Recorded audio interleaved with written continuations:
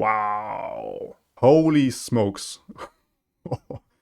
Greetings freaks and folks, this is Vlad the Lad. Welcome back to the spoiler season. No new champion today, but I prepared anyways, so I thought why not going over these variety reveals that we had yesterday and today. We're starting off with the Moonlit Glenkeeper, which was revealed yesterday, and it's a 3-mana 2/3 of Fearsome. It says when you summon an ephemeral ally, grant it +1 attack, and upon nightfall you summon a sapling. In case you don't know, it's a 2/1 with Challenger, ephemeral. You can challenge something with that. Maokai is normally spawning that. I gotta say, this is maybe not the best card, as it does provide you with a sapling upon nightfall, but you have for 2 mana less, you have the other one, right? I have it here, the Soul Shepherd, which will give you +1/+1 instead of the +1/+0. And above that, it's 1 mana cheaper, right? You don't get a sapling, but it's 1 mana cheaper, and you get the +1 HP, which can matter a lot, as ephemeral allies are normally fragile. We have a lot of 1 HP ephemeral units or low HP, and the HP can actually matter in the end, so I don't think the Moonlight Glenkeeper will provide a lot. He has Fearsome though himself, keep that in mind. The Soul Shepherd doesn't, which means you will actually level up upon attacking for your Nocturne and also the Twisted Tree line. Then we have the Wrath of Echoes. I really love that one.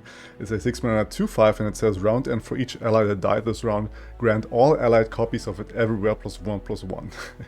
And this is just perfect with ephemerals as well, as you can maybe open attack with something. You have ephemeral, you have maybe a Hecarim on the board, you maybe have some other sapling thingamajig that you cast the round before, and then you can go in and play this dude afterwards, and then at the round end it will proc and will buff all your allies that have that.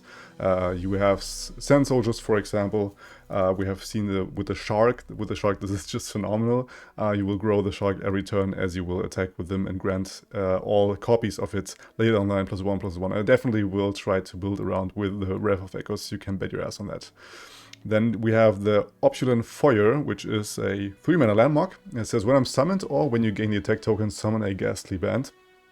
It's just a straight up good card for the Katarina list that we saw with all this Hallowed, with the Grant together, as Katarina will give you back the attack token, and also when you summon this you will have a free block. So best case scenario, you have the enemy attacking on 3, and then you play this, have a good blocker, and get the hollow boost. And every time you get the attack token, it's basically an ongoing value engine for 3 mana, and I really like that one. So maybe you even want to include this one into lists where you have play more for value, right?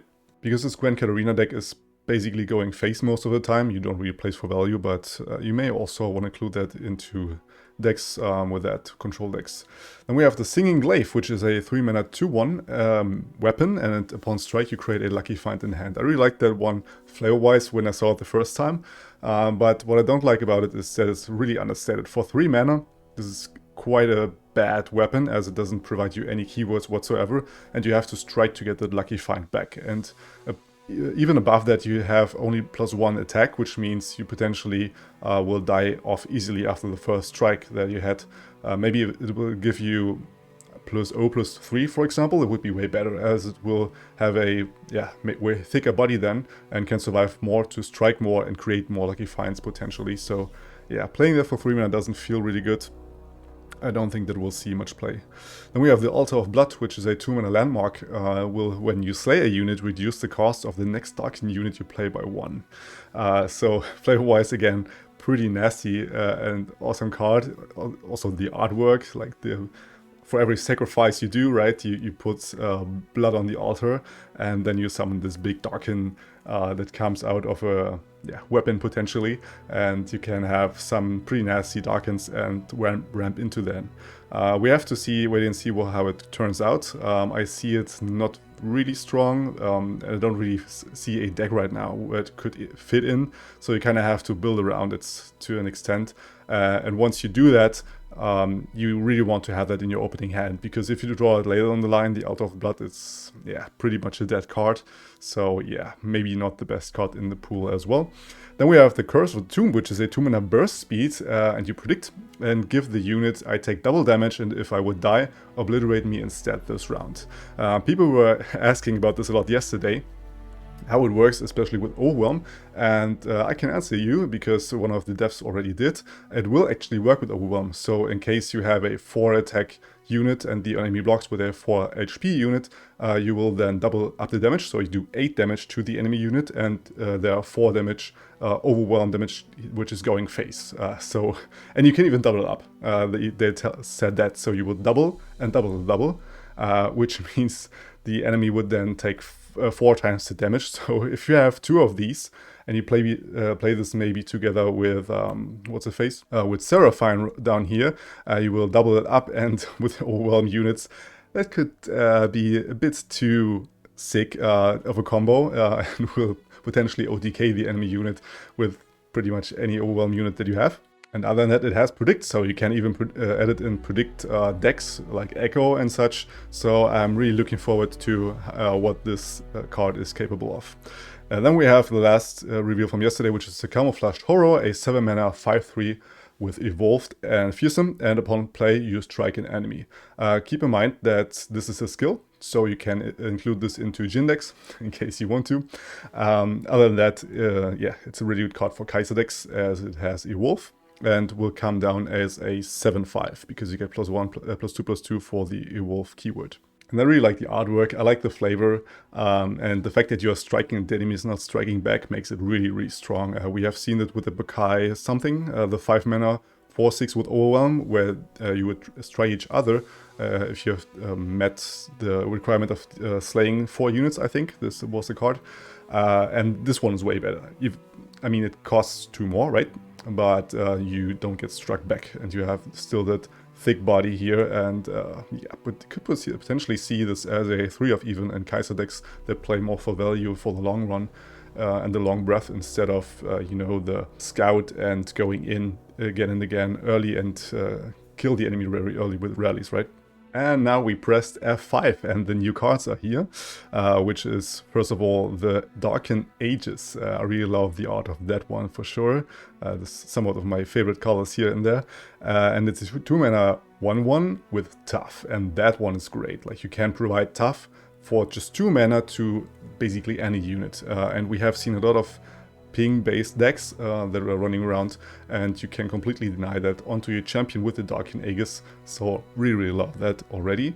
And you may spend 5 mana to play him this card as Joral, which is a 5 mana Darkin 4/3, and it has Challenger and Tough. And your opponent's spells cost 2 more while I'm attacking.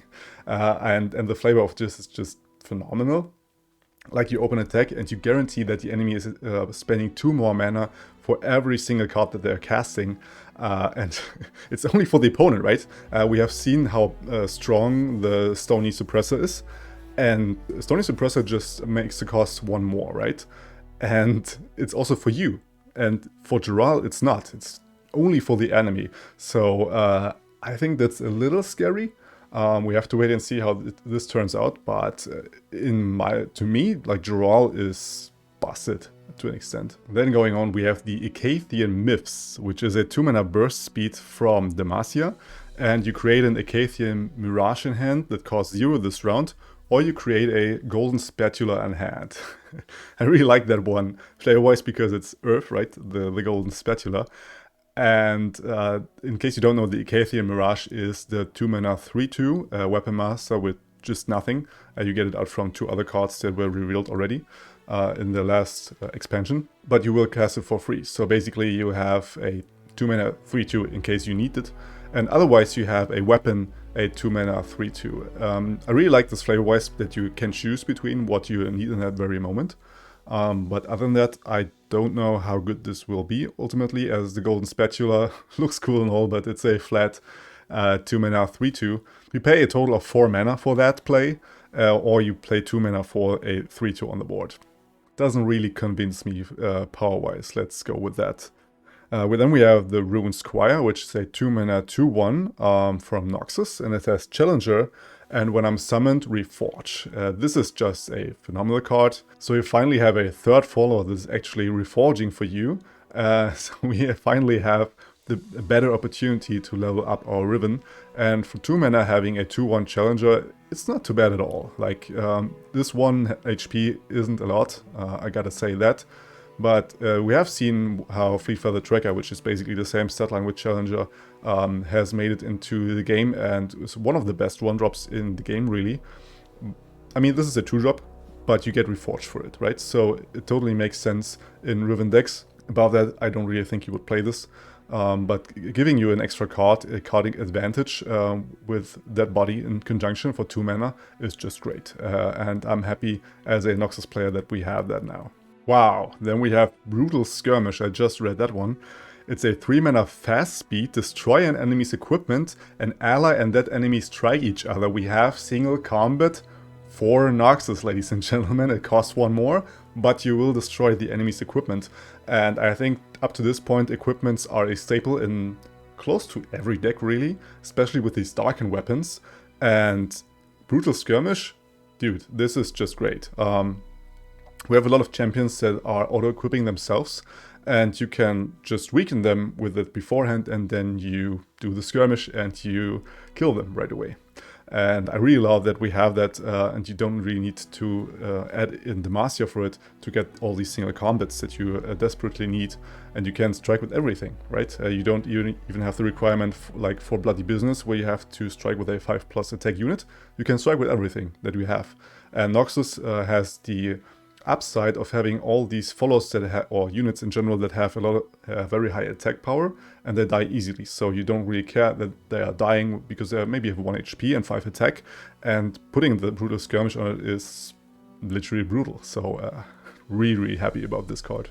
And last but not least, another card that I haven't read, a 2 mana burst speed Legionary Charge, yet again for Noxus. Draw an ally with 5+ power, or grow an ally to 5 power this round. Wow.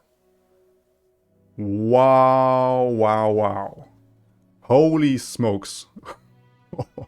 Okay, this is easily the best card of all of these that I've read. And maybe Joral goes to the same power level, but Jesus Christ. You draw an ally first is already good, so you have the potential to draw into something. You can tutor out something with it, which was only possible with Babbling Björk. In case you don't know, there were a lot of Riot decks, and Riot is a really bad region, where you could tutor out something that you want to have for 5+ attack with Babbling Björk, and it comes with a 4 mana cost, but a 3/3 body, right?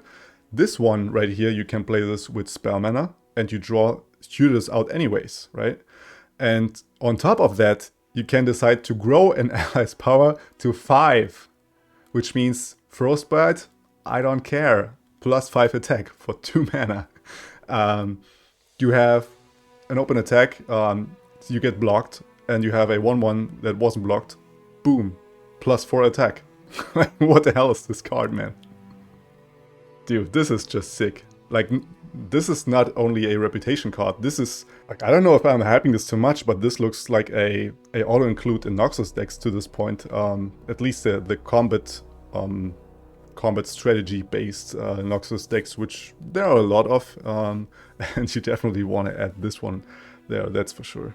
But even other decks, think of elusives. You play this, a 1/1 elusive can't be blocked. You put this on, boom, a 4th of the Nexus health from the enemy gone for 2 mana. Yeah, I think this one will receive a nerf. But that's just a wild guess from me while reacting to this card right here. Alright, that was it. That was my reaction and first thoughts for these reveals today, and my second thoughts for the cards yesterday. Let me know what you think down below. Tomorrow, finally, we will get the 3rd champion, and there will be a reaction to that. So if you don't want to miss out on that, you can subscribe up here for more reactions and me building with these cards later down the line. And on this side, I got another really spicy video for you ready, so go for the next. And until next time, you stay legendary. Vlad out.